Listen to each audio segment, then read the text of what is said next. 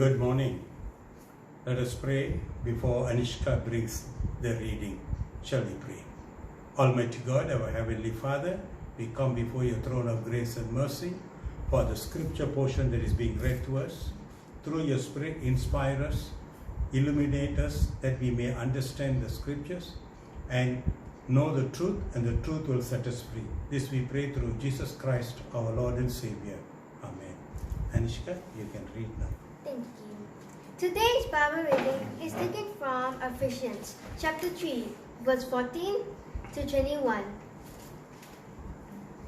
For this reason, I bow my knees before the Father, from whom every family in heaven and on earth derives its name, that he would grant you, according to the riches of his glory, to be strengthened with power through his Spirit in the inner man, so that Christ may dwell in your hearts through faith, and that you, being rooted and grounded in love, may be able to comprehend with all the saints what is the breadth and length and height and depth, and to know the love of Christ, which surpasses knowledge, that you may be filled up to all the fullness of God.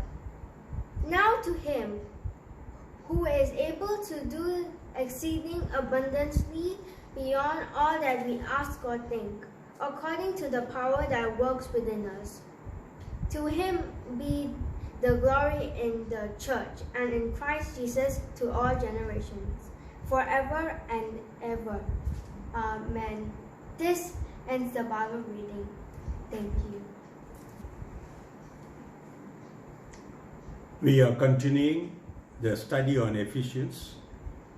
First, chapter 1, we learned about the blessings. And last week, Reverend Eric Chan talked about the unity of the church. This morning, we are going to look at dispensations. The whole chapter talks about dispensation. So the first 13 verses where you have to read yourself to understand. And I'm going from chapter 3, verse 14 till the end. There are a lot of truths that the church need to know. So, Bible teaches about dispensation. Dispensationalists considers Bible history as divided by God into dispensation. That is, from the beginning of human existence till the second coming of Christ, the period is divided into 7 parts, and they call each part a dispensation. Of course, some theologians disagree, and they do not want to divide this period as dispensations. But Paul clearly states in Ephesians chapter 2 that dispensation of grace was given to him. So he's saying, I'm living in the dispensation of grace. He says further, it is a mystery made known to him by revelation. Before Paul, nobody understood this mystery. To Paul, it was given. No modern theologian is better than Paul, because Paul is taught by Jesus Christ himself after his conversion through revelation. Like Peter was in Matthew chapter 16, verse 17, that Jesus is Christ, Son of the living God. Jesus told Peter that it was a revelation to him by his Father, not by flesh and blood, meaning any man. So Paul is applying the same principle which Jesus Christ used to tell Peter when he asked, who do the people think? Then they were saying that you are a prophet, you are somebody resurrected, maybe Jonah, maybe John the Baptist, maybe Elijah. But Peter, Simon Peter said, no, you are the Son of the living God. Then Jesus told him, Simon Bar Jonah, flesh and blood, that is meaning me, did not reveal this to you. This knowledge, this mystery came from heaven, and on this rock I will build my church. The rock was Jesus Christ, is the Son of God. That is why the early Christians used the fish symbol, because we write fish in Greek language, each alphabet stands for Jesus Christ, Son of God. So that is why it is. So Paul is telling. So Paul was taught by Jesus in Arabia for 3 years. It's shocking news, but it's in the Bible. Because the reference is in Galatians chapter 1 verse 1 to 12. But I make known to you, brethren, that the gospel was preached to me is not according to man. For I neither received it from man, nor I was taught it, but it came through the revelation of Jesus Christ. He was 3 years in Arabia, maybe Sinai, that's what they think. He went to Sinai, Mount Horeb, and he went there. Elijah had gone there, Moses had been there, so he also went there, and God revealed to him, and he studied the scriptures for 3 years before he came to Damascus. Then the story of escape, and then he was able to dispute the Jews. In verse 15 and 17 of chapter 3, Paul says, where this revelation, in Galatians chapter 1 verse 15 and 17, Paul says, this revelation took place when it released God who separated me from my mother's womb and called me through his grace to reveal his Son in me, that I might preach him among the Gentiles. I did not immediately confer with flesh and blood, nor did I go up to Jerusalem to those who were apostles before me. But I went to Arabia and returned again to Damascus. So, Paul's teaching of dispensation is from Jesus Christ himself. So when Paul talks about dispensation, we can safely agree to the concept of dispensations. There are 7 dispensations we can discern from the Bible. They are dispensation of innocence, Adam and Eve in the Garden of Eden before they fell, before the fall. Then dispensation of conscious fall from blood, fall from the fall to the flood. Dispensation of human government, where people take care of themselves, that is from the Noah after the flood to Abraham, the call of Abraham. Dispensation of promise. God promised to Abraham, to Isaac and Jacob many things, and it is known as thing, and it lasted from Abraham to Moses. And dispensation of law, which was given through Moses, so it lasted from the Moses to the first advent of Christ and Jesus' resurrection. So then dispensation of grace started on the first Pentecost, the day of Pentecost, and it will continue till the physical second coming of Jesus Christ. The 7th dispensation is kingdom of Jesus, which will last for 1,000 years. So the 7th dispensation over, the new heavens and the new earth will be created, and then the kingdom of God will go on forever and ever. That is what we read in Ephesians chapter 3 verse 21. So, having established the period which we are in the dispensation of grace. We need to look at Paul, what Paul is saying to the church. In fact, this portion that is from verse 14 to 21 actually is in a prayer form. Actually, it's a prayer. And in those days, people will stand to pray. You must notice very clearly. Those days, people don't kneel down to pray or sit down to pray. Even today, the Greek Orthodox and all the Orthodox churches will not have any furniture in the church. People either stand or they prostrate. There is no chairs for you to sit down. So those days, people will stand and pray. How do I know? Because in Luke's Gospel, 18 verses 10 to 14, Jesus told, there came 2 men, one was a Pharisee, one was a tax collector.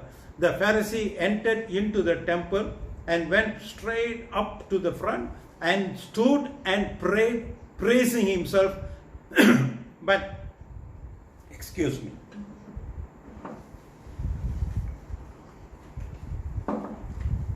But the tax collector did not even enter into the temple. He stood at the gate and did not even look up, and he beat his chest and cried, "I'm a sinner, please forgive me." So people will stand, they don't kneel. Even today the Jewish people do not kneel and pray, they stand and pray. Yeah, I've seen them doing that in the Western Wall. See, kneeling down. So Paul says in verse 14, "For this reason I bow my knees before the Father." Which reason? The reason starts from chapter 2 and up to chapter 3 verse 13. The unity of the church and for the God's grace. That's what he prays. And he says for this reason, and he wanted to pray about it for the church. So he says it was Paul's prayer was for a reason. The eternal plan of God and life of a Christian believer. The two things. First of all, you want to pray. The eternal plan. That plan is for us to become children of God by faith. And therefore he is telling that I'm praying for this God's plan to become practical, to be a realistic thing in the world. And then I'm going to pray also for this believer. So when he kneels down, he is subservient to the Almighty God. Those days in Roman times, you kneel before Caesar. So you do not kneel before God, but you kneel before Caesar, because you are subservient to him. You are a subject, but we are not. We are citizens of heaven. Therefore God has given the authority for us to stand. But Paul later on writing says, all knees will bow at the name of Jesus Christ. That is after the dispensation of grace. When Jesus is ruling from Jerusalem, then everybody has to kneel. They have no choice. But we are fortunate that we have this right to stand and worship God. You can of course kneel. Nobody says you cannot kneel. And then with bowed knees, that is to dependent on God and supplication, was to the Father, source of all goodness. He was praying to the Father, source of all goodness. You can read that, it says. And then the fourth reason was for the whole family of God, past and present. He was praying for everybody. So in that he was universalist. He was talking from the Pentecost until the last day, the last Christian will be taken up. He's praying for everybody. Chapter 3 verse 14 to 21 is in the prayer form of Paul. Paul was praying, and there were four reasons why he was praying. Number one, the main reason is he understood God's eternal plan for humans, and also he wanted to pray for the life of a Christian believer. That was his main aim in these 7-8 verses. And he says, and it is a prayer of supplication. That is why he kneels down. He says, I bow my knees. Because when you supplicate, when you asking a favor from God, you want something, you subservient to God. That's what he did. And he says the prayer was straight to the Father. Because Jesus has told him, if you ask anything in my name, I will ask the Father to do it. So he says, ask in my name to the Father, and I will give it to you. So I will do it to you. So why? Because Father is the source of all goodness. And he was praying for the whole family of the church, past and present. The dispensation of grace began at Pentecost, and it's still running. Today it is 2021 years. Nearly 2000 years the church has been going on. The church began on the year 34 AD. So now you look at it, it is already nearly 2000 years. So That was the reason he prayed. Now, I'm going to break down Paul's prayer because there are 7 things there he talks about it. And each Christian must understand what Paul is telling, because this is for a personal edification, personal lesson, personal behavior, personal conduct. Everything comes in these 8 verses.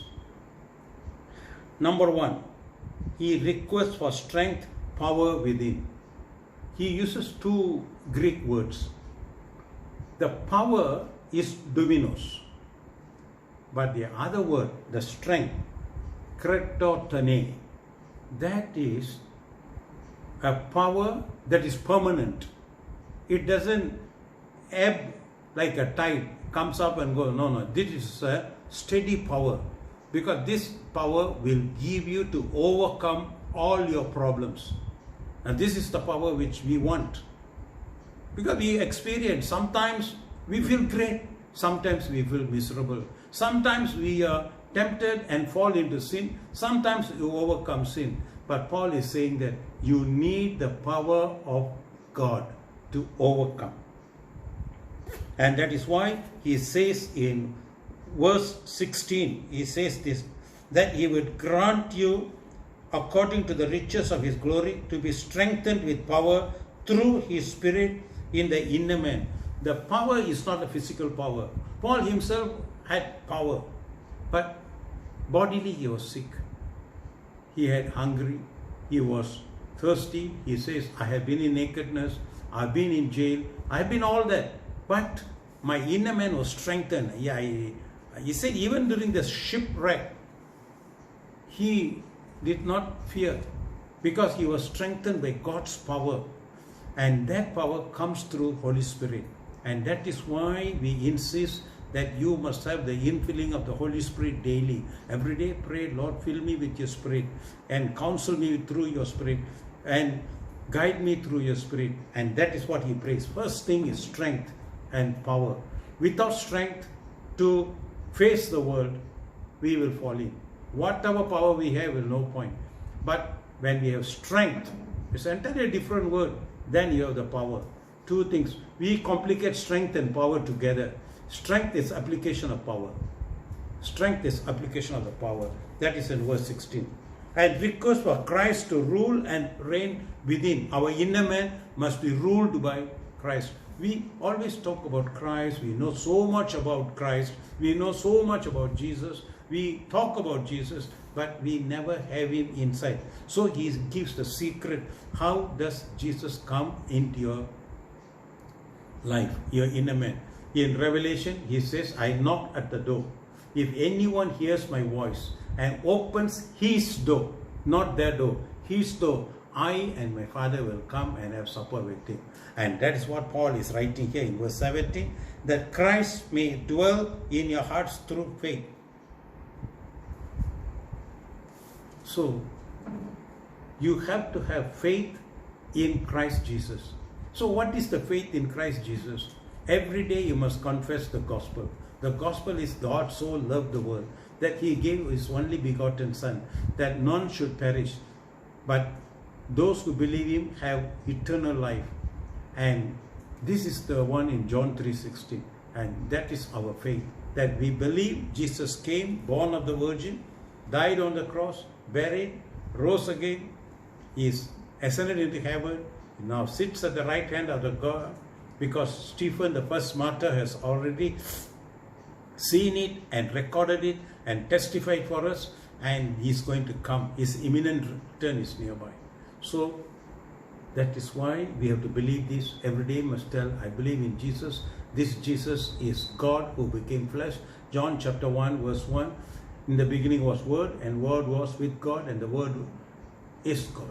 So the Word is Jesus, came in flesh. So that you must repeatedly tell and get into our mind, so that we will know. That's what he says. Request for Christ to rule and reign within. So he becomes our person inside the heart. So if I want to do something wrong, I say, nobody looking but Jesus is me. He is looking, and he would not approve of it. That's why there was a program, what would you do? There was a program. And actually they changed into what would Jesus do? Instead of what would you do, ask what would Jesus do in any circumstance, any situation, then you will be right. Then also he says in request for love, the same verse he says, and grounded in love. And this love, the agape love, encompasses everything. So you need to understand that Paul is telling in Ephesians that you have to have love. Without love, you cannot please God. Without faith, you cannot please God. Love is the fruit of your faithfulness to God. And when you have the Holy Spirit, Romans chapter 5 verse 5 says, the love of God is poured into our hearts by the Holy Spirit. So, everything depends on the Trinity, Father, Son, and the Holy Spirit. So then he says, request for understanding. That is that verse 18. May be able to comprehend, understand with all saints what is the breadth, length, and height, and depth, and to know the love of Christ. So we must know the love of Christ. The love of Christ is his atoning death on the cross. That is his ultimate love. He died for us. What can a person do? I was reading an incident. A mother and a daughter was walking, and a car lost control and coming towards them. The mother pushed the daughter away, and she took the impact and she died. The daughter was about 6 or 7 years old. The mother sacrificed to save the daughter because she knew if she is going to pull her and run cannot, so she threw her out, and she went and landed, and she had some injury, but she was saved, and the mother died. And that is the love which God is talking about. So he says, Paul is praying that God will give us love and understanding the love of Christ and the spiritual things. Not only understanding love of God, and also to know the love it passes knowledge, which you may be filled up with fullness of God. So the understanding the love of God, a love of Christ, then you will know the love of Christ. Once you know the love of Christ, then you will know the fullness of God. What is the fullness of God? God cannot do anything more than this. He's just filled up everything that needs to be done.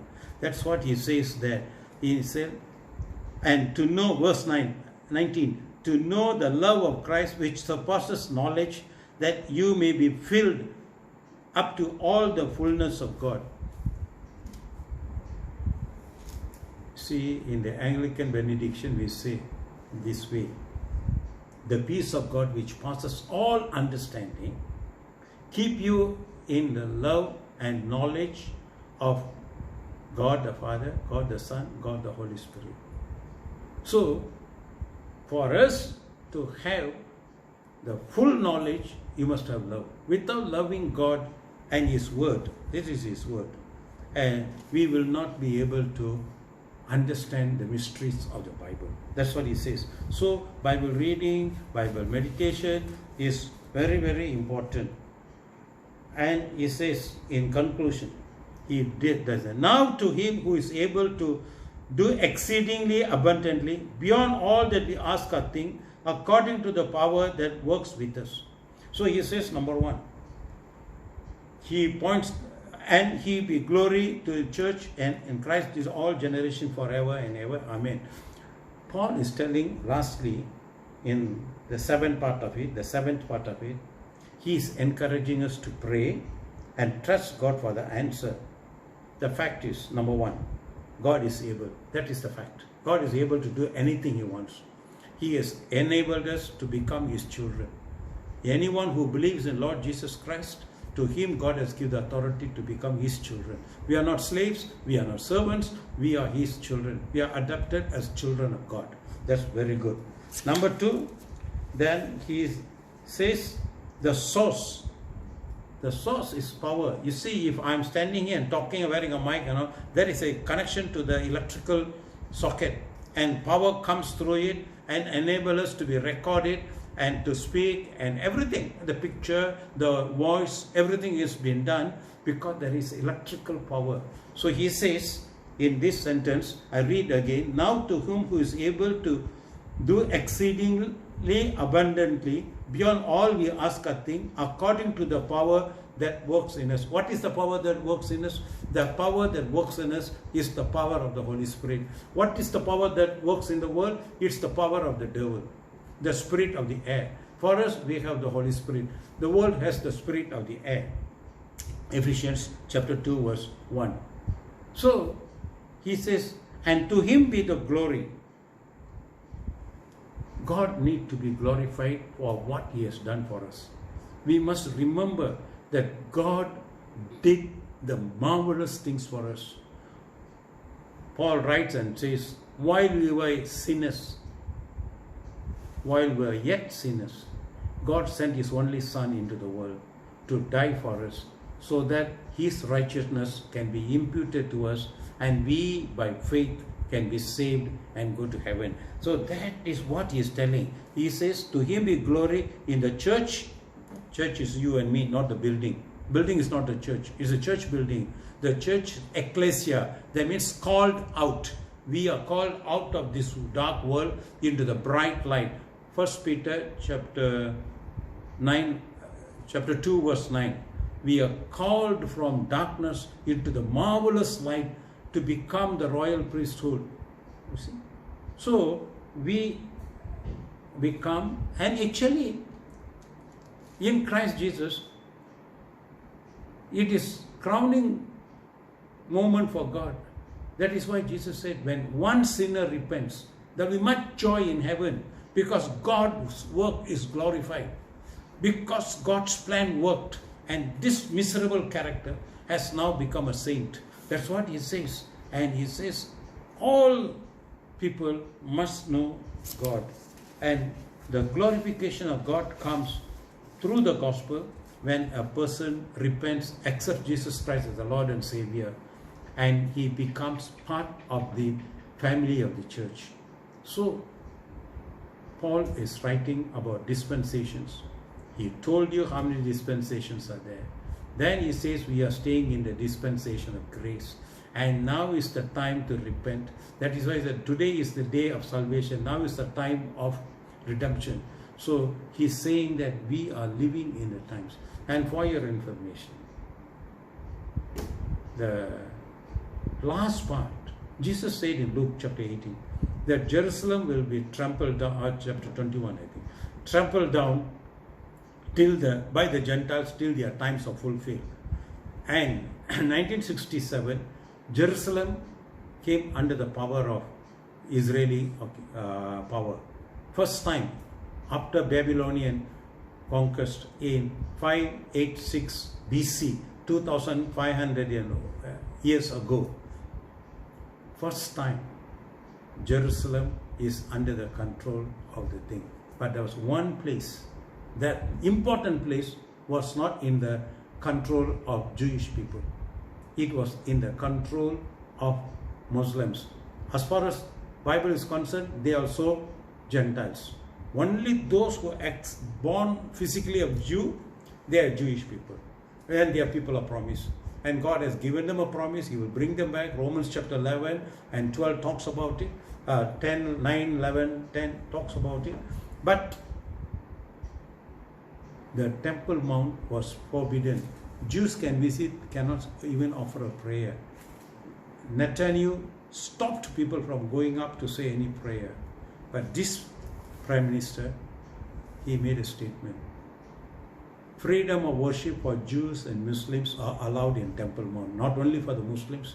Now, this is the first step in establishing the temple. And this will land up in a big problem. You just watch. It just happened this Monday. And of course, other people came out, the officers came and said, you all misquoted him and all that.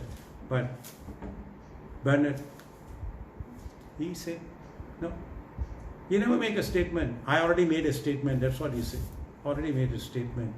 Now, every day, the Jewish people can go up and say a prayer in the Temple Mount. Now is the last days are beginning. We are in that period already. So you must know this Ephesians. Please go back, reread and pray about it. God will explain to you very clearly what is going to happen. The times of Gentiles are being fulfilled. And the first step has been taken in Temple Mount. It's a matter of time.